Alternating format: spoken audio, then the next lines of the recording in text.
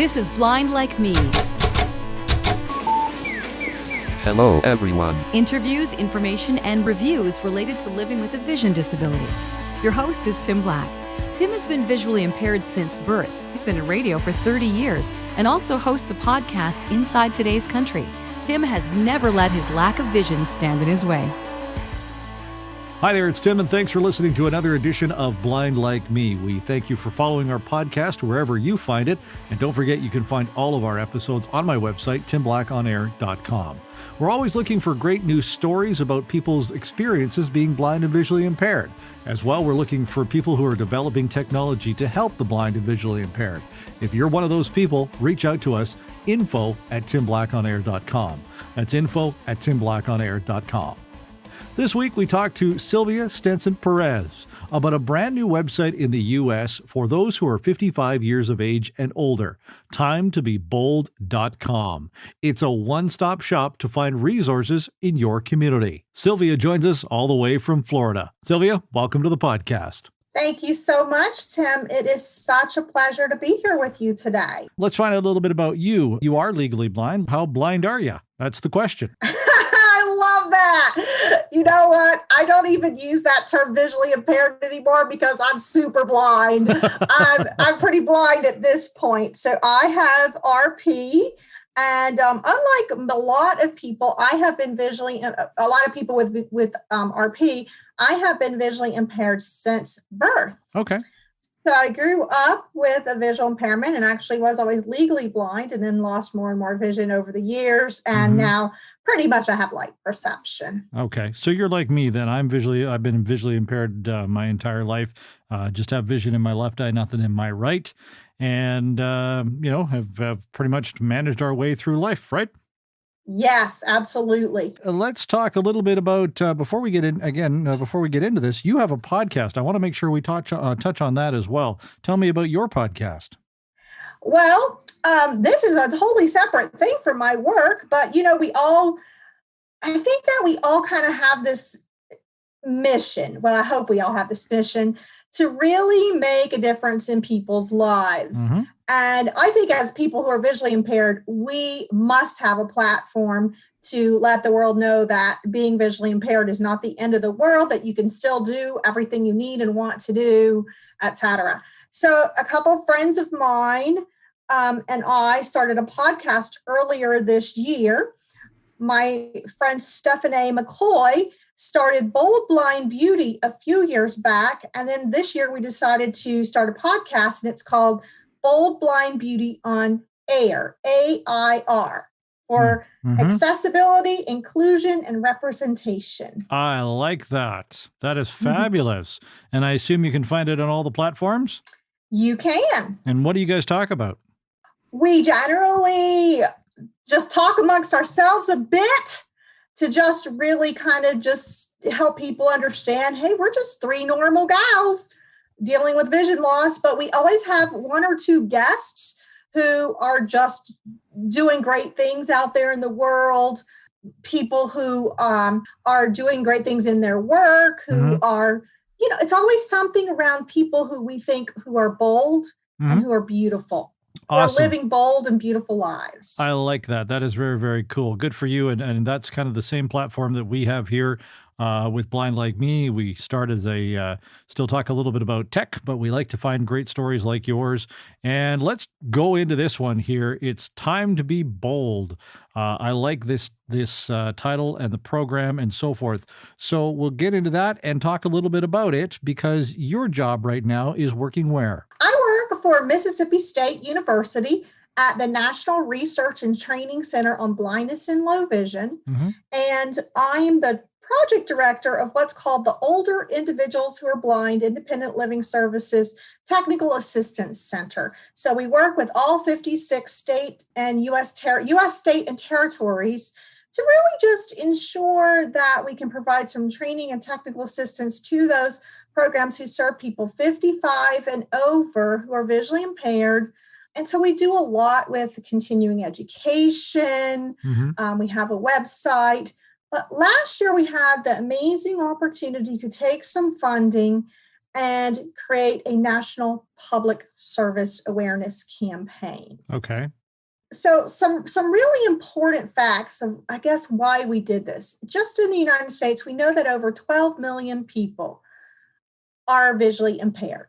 Wow. Big number. That's a lot of people.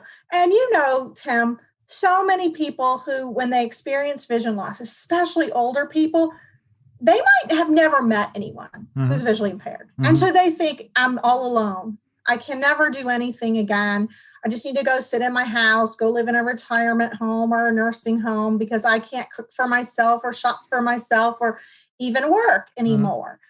And unfortunately, in the US, we know that less than 5% of people who could benefit from independent living services training, so that is daily living skills, adaptive skills, orientation and mobility, assistive technology, support groups, etc.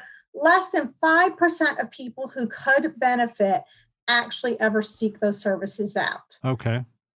So to me, that's just heartbreaking because I know as a person who used to run a lighthouse for the blind, I can't tell you how many times I had people come in and say, I've been sitting at home for 3 years, 5 years, 10 years. I didn't know that free services were available. That blows my mind that people would do that actually is still happening. I know, right? It's super sad. It is just so sad that it does still happen. And we have to do something about it. And so when we had the opportunity, we were like, let's see what we can do. And we engaged a PR firm and came up with this campaign of timetobebold.org. Okay. And it's high energy. It's, we think it's positive, and it really helps people see that life can go on. And so when people visit that site, there's a link to finding the actual services in their state, because that's another thing. I'm sure you've called places and you've gotten, well, hold, let me send you to the next, and keep going down line, and you give up. Yeah. Because you're like, it's too frustrating. Right. Well, finding services can be just as frustrating. You're fortunate in Canada, you have CNIB. Yes. So anybody who's visually impaired, they know, go to CNIB. That's right. We don't have anything, nothing. So it could be in the Department of Labor. It could be in the Department of Economic Opportunity, Department of Human Services, Department of Education. I mean, the program is funded by the Federal Department of Education, Rehabilitation Services Administration. But when that flows down to your state agencies, it could be in innumerable places within the state agency. Wow. Difficult to find. And so our site literally can drive you right to the contact, the phone number, the email that you can contact to get services. So no more running around trying to figure that out. And if someone can't, use the website, we have a phone number on that Time to Be Bold site that links to the American Printing House Connect Center, where they have 2 people who answer the phone Monday through Friday and will literally help people connect to services through that. Isn't that an amazing thing? And I'm so happy for you guys that you have actually done something like this, because there's such a high level of frustration, obviously, for, as you say, the 12 million blind people that are in the U.S. Who can't, get access to the services they need. Now they've got one-stop shopping. Well, we hope so. And I hope we have so many people contact us that we have to figure out how to work that system. But, we're hoping that not just people who are visually impaired themselves see it. We want physicians. We want people who work in the aging network, people who run those senior centers where, if you're in a senior center and all of a sudden you can't see the cards, you don't go to activities anymore, you can't do the arts and crafts. Maybe these people who will see the commercial and go, oh, maybe I can think outside of the box too and figure out a way to keep people engaged, or contact some of these agencies and figure out how they can make things more adaptable so that we can keep people integrated into our community activities, and even those who are working. Maybe there's a boss out there who'll see this commercial and who has an employee who's struggling, and they'll see this or hear it and say, oh, maybe there's help for this person too, that they can keep working with the right technology. And this is also going to be good for people's mental health as well. Yeah. So I really, having, I started out as a social worker in this field 20 something years ago. And I really believe that that's one of the biggest challenges, is that people who are visually impaired see themselves as less, as not whole. And when we have our older people starting to experience that vision loss, and I've heard them say it, I'm not a whole person anymore. Well, can we help people really learn that they're still a whole person? They're still them. They just need to find some adaptations. That's right. Yeah, I mean, because I've always thought of myself as a whole person. I much like yourself, visually impaired, as we said earlier, visually impaired since birth, but I am who I am, and I never thought of myself any differently, and obviously you haven't thought of yourself any differently, and I mean, I know it's and we're cool people. That's right. You want to be our friends, and I mean, I know it is a challenge for those people. You read a lot of stories about the elderly who are starting to lose their sight and aren't able to do the things that they used to be able to do, and that is a draw certainly on their mental health and their well-being and their who they used to be. But you're still a person, and you're still a major portion of who you were. You've just got some new challenges, but those challenges can be jumped over. And aging itself brings its own challenges. And then when you add the vision loss, I'm getting there. Yeah. I'm not there yet, but I'm getting there. But when you add that vision loss component on top of that, it is frustrating. It is hard. It's really hard, no doubt. But helping people really learn that, it breaks my heart to know how many people, the stories I've heard of people who live on cereal because they can't cook anymore. Yeah.